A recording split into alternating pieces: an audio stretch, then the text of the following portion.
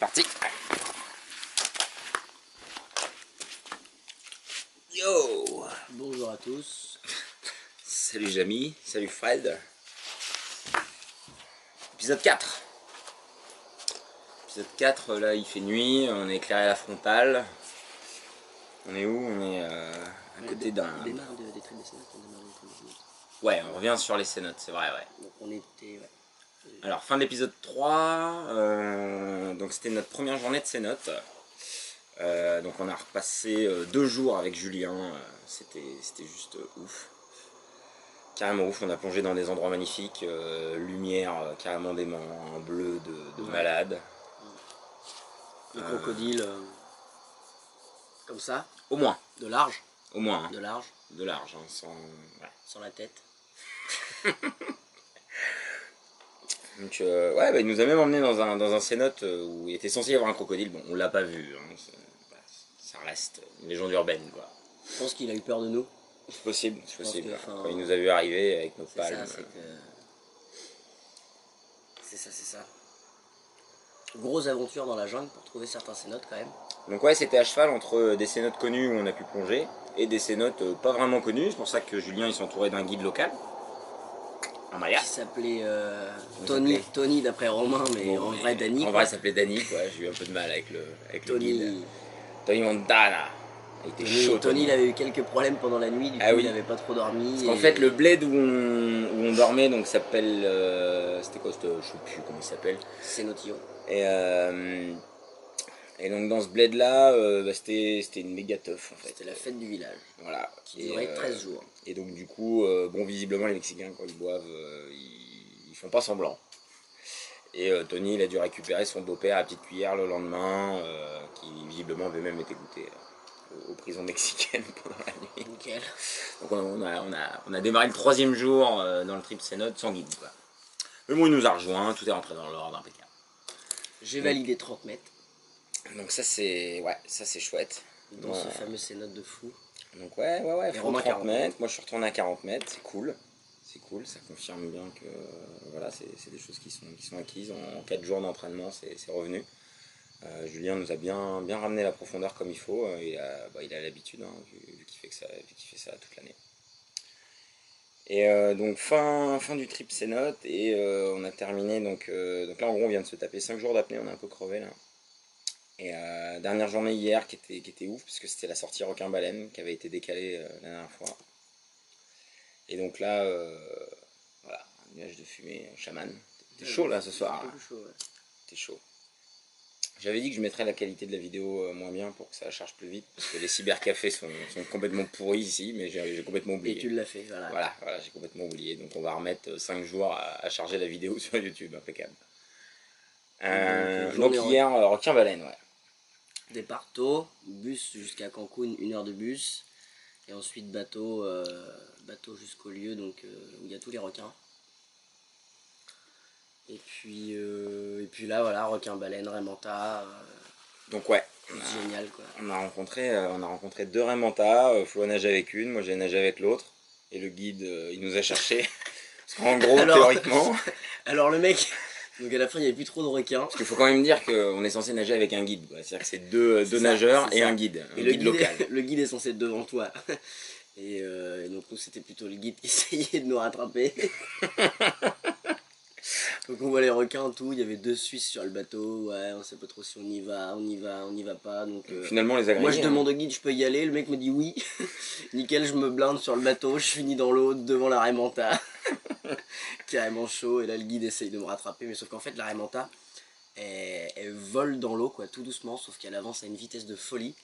Et du coup moi j'étais à fond avec les palmes pour la rattraper. Et je pense que le guide aussi, mais du coup, comme il avait pas les bonnes 10 mètres d'écart, et bah, il est resté 10 mètres derrière, quoi. Et du coup, bah, j'ai pas trop vu le guide, qui était pas trop content à notre tour. Là, moi j'étais resté dans le bateau à ce moment-là, oui. Donc j'étais carrément à donf parce que je voyais la raimanta, Flo était dans l'eau et en gros le guide était déjà dans l'eau, donc j'avais pas le droit d'aller dans l'eau en fait. Donc je tanne le capitaine, je dis non mais faut que j'aille dans l'eau, j'ai trop envie de voir une raimanta, faut que j'aille dans l'eau, donc le mec au bout de 10 fois en 20 secondes, je l'ai saoulé. Il me dit bon vas-y go.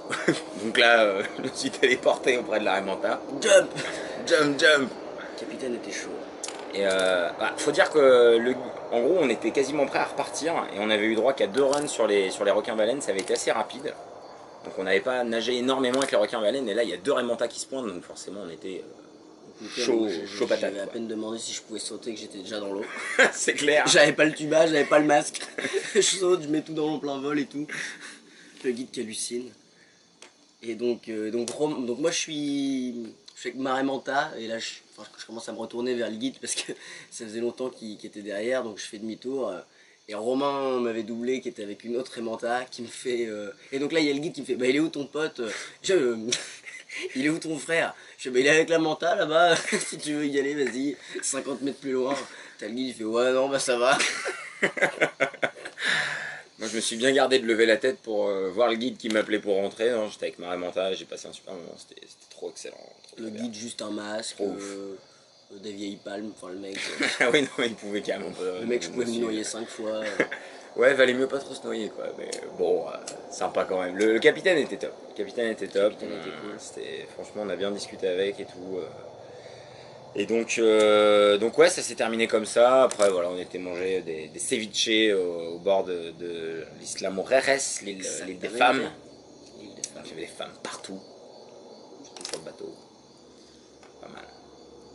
Et le soir, donc là, on est parti à Chetumal. On a dormi dans le bus. Ah oui, direct. Allez, direct. On a dormi dans le bus. On a pris un bus à 23h30. On est arrivé à Chetumal dans le sud du Mexique, donc vers 4h du mat. Ouais. On a fini la nuit dans le, dans le hall du bus. On arrive dans le bus, donc on se dit on va incliner le siège. Après on se... Bon bah non. Ah bah non. En fait non. On va dormir assis. Du coup on n'a pas incliné le siège. Voilà, très bien. Parce que c'est l'époque des Louis XIV ici. Du coup il n'y a pas trop les sièges qui se basculent. Et donc on a fini la nuit dans le terminal de bus. Ouais. Et puis ce matin, donc on a repris un bus en direction. Donc là, notre objectif de demain, c'est de visiter le site Maya qui s'appelle Calakmul, qui est un site dans une réserve naturelle où il y a masse d'animaux. Donc c'est une grosse cité Maya, mais dans lequel on va vraiment potentiellement pouvoir voir plein d'animaux. Donc, sauf que dans le routard, ils indiquent vraiment que dalle. Visiblement, il faut prendre un tour touristique pour y aller. Et ça nous fait un peu chier. Donc nous, on a dit bah on y va en bus, puis on verra. Donc on est arrivé en bus, on a vu. Les mecs ont bien rigolé. Les mecs se sont bien foutus de notre gueule. Ah mais non, mais normalement faut des tours pour venir. Puis il y a encore 60 bornes dans la réserve à faire pour arriver à l'entrée de la réserve. En tongue avec les sacs de 15 kilos. Donc du coup on a négocié, enfin Flo surtout en espagnol, parce que moi je négocie encore en anglais. Il y a un gars qui était là, qui nous propose au final de nous emmener jusqu'à... là où on fait la vidéo quoi. Il loue des petites cabanes pour la nuit. Et donc il dit bah moi je peux vous passer un endroit où vous mettez votre tente et tout. Donc on monte avec lui. Le mec me dit bonjour, je suis le président de la commune. Putain. Il fait bonjour, je suis le président du communauté de la commune, Daniel Martinez. Et toi? Et donc là il me serre la main. Et là je fais bah Florian Frey, étudiant, stagiaire, sous merde quoi. Donc là, tu te sens un peu con. Pendant ce temps-là, moi j'étais dans l'arrière du pick-up. Moi j'ai pas eu le droit à la place à côté du maire quoi. Voilà. Et donc il me dit voilà, donc ça c'est mon petit business. Donc il a un petit restaurant, des cabanes. Et puis c'est le maire du village quoi. Donc je pense qu'on est bien. Voilà. Bon, il va falloir qu'on conclue parce que la vidéo va faire 25 minutes. On va mettre 6 ans à la mettre sur le net. Et bah c'est pas mal hein. Donc là on va essayer de se cuisiner un petit truc là. Tu t'es fait attaquer là. Une attaque, un dieu maya non? Phoenix. Phoenix des forêts du Nord. Bon, et on vous dit à la prochaine et hasta luego. Buenas noches.